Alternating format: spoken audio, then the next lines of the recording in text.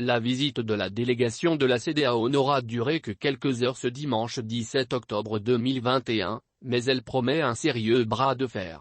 Le président en exercice de l'organisation régionale, le Ghanéen Nana Akufo-Addo, ainsi que son médiateur pour le Sahel, le Nigérian Goodluck Jonathan, ont été reçus par le colonel Assimi Goïta, à la tête de la transition.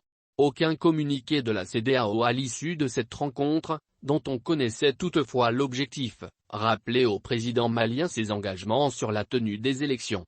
Ces élections, présidentielles et législatives, ont été initialement annoncées pour février 2022, échéance à laquelle tiennent fermement tous les partenaires internationaux du Mali, CEDEAO en tête.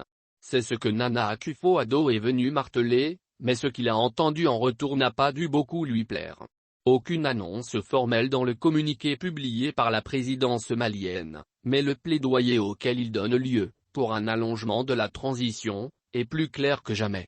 En effet, le président Assimi Goïta ne lui répond pas engagement, cette durée a été fixée dans la charte de transition signée par lui-même, mais théorie, c'est le mot employé dans le communiqué. Selon lui, cette durée de la transition relève d'une théorie jugée loin des réalités objectives et confrontée à des enjeux multiples.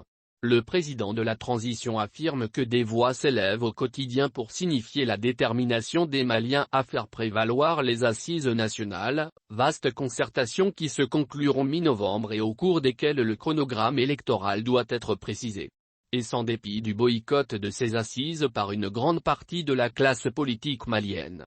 Le colonel Goïta évoque une unité d'action du peuple malien qui prônerait la prolongation de la transition et solliciterait l'accompagnement en ce sens de la communauté internationale. Et de citer, comme preuve de cette volonté populaire, des appels reçus dans l'émission de Juan Gomé sur l'antenne d'Urfi. Enfin, reprenant un argument lancé la semaine dernière par le ministre malien des Affaires étrangères, la présidence cite la situation sécuritaire globale du Mali pour conclure, il ressort un impératif de sécurisation des populations plutôt que de chercher à les envoyer à tout prix à des élections.